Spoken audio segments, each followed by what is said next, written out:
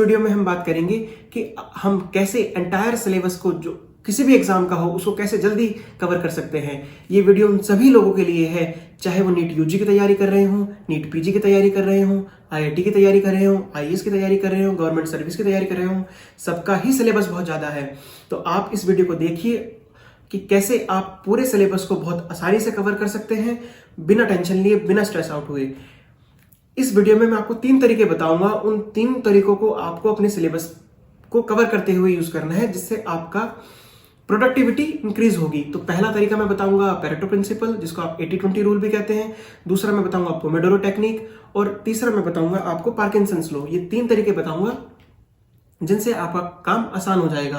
तो पहले बात करते हैं हम 80-20 प्रिंसिपल की। ये बात पकड़ के चलिए कि जो आपका 80% पेपर है ना, जो क्वेश्चन पेपर है आपका 80%, वो कुछ ही टॉपिक से बनेगा, 20 से 30%। मतलब अगर आपने आपके सिलेबस में मान लीजिए 100 टॉपिक हैं, उसमें से 30 टॉपिक ही होंगे जो बार बार रिपीट हो रहे होंगे, और आपका 80% क्वेश्चन पेपर या 70% क्वेश्चन पेपर बनाएंगे। तो सबसे पहले आपको उन टॉपिक्स को कवर कर लेना है। उन टॉपिक्स का कैसे पता चलेगा? प्रीवियस ईयर क्वेश्चन पेपर से। जब आप प्रीवियस ईयर क्वेश्चन पेपर को देखते हैं, उसमें आप देख रहे हैं कि ये टॉपिक बार बार आ रहा है इन लास्ट 10 ईयर्स में, 5 ईयर्स में, तो इसका मतलब ये टॉपिक इंपॉर्टेंट हो जाता है।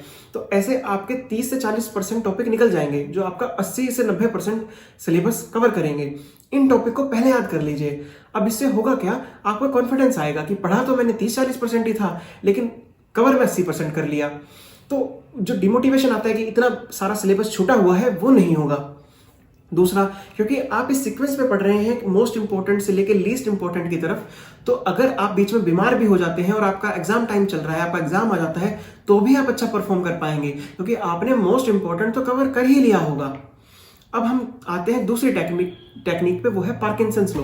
पार्किंसन लॉ ये कहता है कि आप कम टाइम एलोकेट कीजिए एक काम को जितना उसको रिक्वायर्ड है। साधारण भाषा में मान लीजिए आपको लगता है कि इस काम को करने में आपको 10 घंटे लगेंगे, और आप उसे 10 घंटे देते हैं, तो मैं शर्त के साथ कह सकता हूं कि आप उसे 11 से 12 घंटे में कंप्लीट करेंगे। आपको क्या करना है, जिस काम को अगर आपको लग रहा है कि आपको 10 घंटे लगेंगे, आपको उसको 6 घंटे देने हैं, तो ऐसे में वो 8 घंटे में पूरा हो जाएगा। और जब बचा हुआ 2 घंटा है, उसमें आप और सिलेबस अपना कवर कर सकते हैं। और ये नेचुरल सी बात है, क्योंकि हमारे पास एक इनर्शिया होता है स्टार्ट करने का, हमारे अंदर एक इनर्शिया होता है उसे कंप्लीट भी करने का, चलने का भी इनर्शिया है, रुकने का भी इनर्शिया है।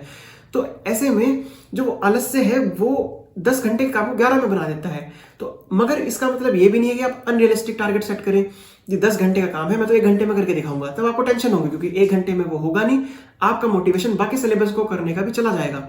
तो रियलिस्टिक टारगेट सेट करना है और थोड़ा टाइम कम कर देना है कि मान लीजिए 10 घंटे लग रहे हैं इस यूनिट को कंप्लीट करने में। पूरे दिन में आप कहेंगे मैं तो 8 घंटे में करूंगा, 2 घंटे आराम करूंगा या खेल लूंगा। तो या तो आपके पास अपने लिए टाइम बच जाएगा, या फिर आप बचे हुए टाइम में और सिलेबस कवर कर पाएंगे। तीसरा रूल लगता है पोमोडोरो टेक्निक। पोमोडोरो टेक्निक ये कहती है कि एक बड़े काम को, एक बड़े टास्क को, एक बड़े सिलेबस को छोटे छोटे में डिवाइड कर लीजिए। जैसे मान लीजिए कि आपको पता है कि आपके पूरे सिलेबस में 4 किताबें हैं, ये सारे चैप्टर हैं जिन्हें आपको 1 साल में करना है। तो अब आपको ये डिसाइड करना है कि आप 1 महीने में क्या करेंगे, कि मैं 1 महीने में ये एटलीस्ट इतना पोर्शन कवर कर लूंगा। फिर आपको सोचना है कि 1 हफ्ते में कितना करूंगा, 1 हफ्ते में ये 10 चैप्टर हो जाने चाहिए। फिर 1 दिन में कितना करूंगा, भाई 1 दिन में 1 चैप्टर हो जाना चाहिए। फिर 1 घंटे में कितना होगा, मान लीजिए कि आपका एक चैप्टर जो है 20 या 30 पेज का है, तो आपको ये सोचना है कि हाँ भाई 20 या 30 पेज का है। अगर 20 पेज का है और मैं 1 दिन में 10 घंटे पढ़ता हूं, तो 1 घंटे के हिसाब से 2 पेज आते हैं। अगर 1 घंटे में 2 पेज पढ़ रहा हूं, तो 10 घंटे में 20 पेज कवर हो गए।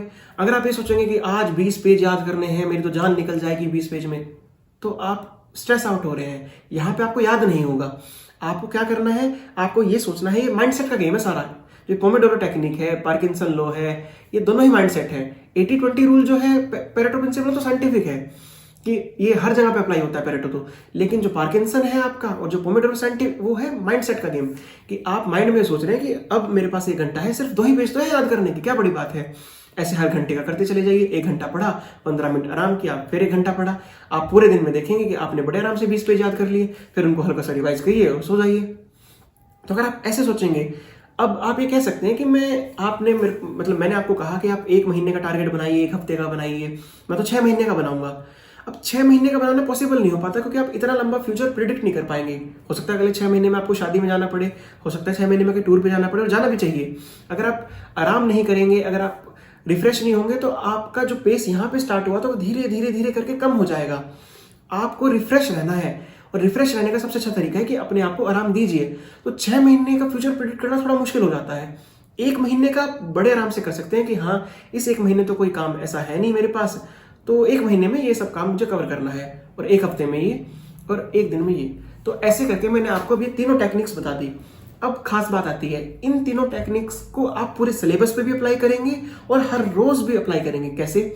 जैसे मान लीजिए आपने पहले लगाया, सबसे पहले आपने लगाया पार्किंसंस लॉ। आपने कहा कि आज ये सिलेबस है, ठीक है, इसको मैं 10 घंटे में कवर करूंगा। अच्छा, इसको 10 घंटे में कवर करूंगा। फिर आपने सोचा नहीं 10 घंटे तो मुझे लग रहा है कवर करने में, मैं इसको 8 घंटे देता हूं। तो आपने उसको 8 घंटे दे दिए। तो अब आपका एक दिन का शेड्यूल फिक्स होगा कि आप इस सारे काम को 8 घंटे में करेंगे। अब आपने लगाया दूसरा रूल, पेरेटो प्रिंसिपल, कि जो मैं पढ़ूंगा इसमें क्या क्या इंपॉर्टेंट है वो लिख लेता हूं। भाई आप 10 घंटे में कुछ तो चैप्टर्स पढ़ रहे होंगे, 2 या 3 जितने भी पढ़ रहे हैं, उसमें क्या क्या इंपॉर्टेंट टॉपिक्स है पहले उनको लिख लेता हूं। तो आप पहले वो कवर करेंगे। उसके बाद अब आपने लगाया पोमोडोरो टेक्निक कि हाँ, अब मैंने इस जो मेरे 10 घंटे में ये 100 टॉपिक थे, इसमें जो 60 या 70 या 30 इंपॉर्टेंट टॉपिक है ये मैंने लिख लिए। अब मैं इनको बांट लेता हूं कि हर 2 घंटे में एक टॉपिक या हर 1 घंटे में एक टॉपिक होना चाहिए। तो जो आपने पार्किंसन लगाया पहले, वो सारे सिलेबस पे लगाया कि ये सिलेबस 12 महीने में कवर हो सकता है, मैं इसको 10 महीने में कवर करूंगा। आपने पोमोडोरो भी पूरे सिलेबस पे लगाया कि ये पूरा सिलेबस में 40 चैप्टर है, तो मैं हर 1 महीने में 10 चैप्टर कवर करूंगा या 5 चैप्टर कवर करूंगा। आपने पेरेटो भी पूरे सिलेबस पे लगाया कि इस पूरे सिलेबस में ये 38 चैप्टर हैं, मगर इनमें से जो आपके 15 या 20 चैप्टर है इंपॉर्टेंट है। ऐसे करके आपने पूरे सिलेबस पे लगाया। उसके बाद आप हर रोज भी इसको लगा रहे हैं पढ़ते हुए कि मैं 10 घंटे नहीं पढ़ूंगा, मैं तो 8 घंटे में ही सारा सिलेबस कवर करूंगा। मैं सारे टॉपिक याद नहीं करूंगा, पहले मैं इस चैप्टर के सबसे इंपॉर्टेंट टॉपिक याद करूंगा। उसमें भी जो मैं सबसे इंपॉर्टेंट टॉपिक याद करूंगा तो इस 1 घंटे में बस इतना ही करूंगा। ऐसे करके आपने इन 3 टेक्निक्स को पूरे सिलेबस पर भी लगाया, 1 महीने पे भी जितना सिलेबस कवर होगा उस पर भी लगाया, और 1 दिन में जितना आप कवर कर रहे हैं उस पर भी लगाएगा। शुरू में आपको दिक्कत आएगी, क्योंकि आपको रोज लिखना पड़ेगा, सोचना पड़ेगा कि कौन से टॉपिक्स इंपॉर्टेंट है, कितना कवर होना चाहिए। आपको एक चार्ट भी बनाना पड़ेगा, हो सकता है डायरी में लिखना पड़े कि इतना सिलेबस कवर कर लिया, इतना बचा है। लेकिन जब आपको आदत पड़ जाएगी तो आप कभी भी लैग नहीं करेंगे। आप बीमार हो जाएं, आप खेल लें, आप अपनी लाइफ में कोई भी प्रिपरेशन करते हुए संन्यास नहीं लेंगे। सबसे बड़ी दिक्कत ये आती है, अगर आप किसी भी एंट्रेंस की तैयारी कर रहे हैं तो सब ये कहते हैं 2 साल कुछ मत करो, बस ये करो, लाइफ सेट है। ऐसा है नहीं। मैंने IIT वालों को भी देखा है, वहां पे भी IIT में जाके स्ट्रगल है, क्योंकि आप जैसे वहां हजारों बच्चे हैं। मैकेनिकल वाले भी CS में बैठे हैं, इलेक्ट्रिकल वाले भी CS में, सब जन एक ही चीज का नौकरी की तलाश में है। वहां पे भी आपके साथ कंपटीशन होगा, यहाँ पे भी कंपटीशन होगा। उसके बाद जहां पे आप जॉब कर रहे होंगे वहां पे भी प्रमोशन का कंपटीशन होगा। तो कंपटीशन तो होने ही वाला है। उस कंपटीशन को अचीव करने का मतलब ये नहीं है कि आप अपनी पर्सनल लाइफ छोड़ दें। लाइफ बैलेंस में ही है। आप बहुत मजे कर रहे हैं, कुछ नहीं पढ़ रहे हैं, आप बर्बाद हो जाएंगे। और आप अगर सिर्फ पढ़ रहे हैं और कुछ मजे नहीं कर रहे तो भी आप टेंशन में रहेंगे कि या क्या मैं लाइफ नहीं जी रहा, अपनी देख सब कुछ छोड़ के लगा हुआ हूं। तो जो लाइफ है मध्य में है, आपको सब कुछ बैलेंस करना है। और इन 3 टेक्निक को अगर आप 1 साल पे भी अप्लाई करेंगे, 1 रोज पे भी अप्लाई करेंगे, तो आपके पास अपने लिए टाइम बचेगा प्रिपरेशन के वक्त। और उससे आप डिसाइड कर सकते हैं, चाहे तो आप आपकी मर्जी, आप बाकी का सिलेबस कवर कीजिए, चाहे आप आराम कीजिए, फैमिली के साथ टाइम स्पेंड कीजिए, दोस्तों के साथ घूमने जाइए, जो करना है वो करिए। मैं कभी नहीं कहता, ना ही मानता कि कोई भी एग्जाम की तैयारी करते वक्त आप इतना स्ट्रगल करें कि आपकी पर्सनल लाइफ तहस नहस हो जाए, क्योंकि ये एक मिथ है कि इसके बाद कुछ अच्छा होगा। यही अच्छा है और आगे भी अच्छा ही होगा। आपको कोई भी डाउट आया तो आप कमेंट सेक्शन में पूछ सकते हैं। इस वीडियो को 2 बार देखिए, क्योंकि मैं थोड़ा सा फास्ट बोलता हूं। और all the best, thank you so much.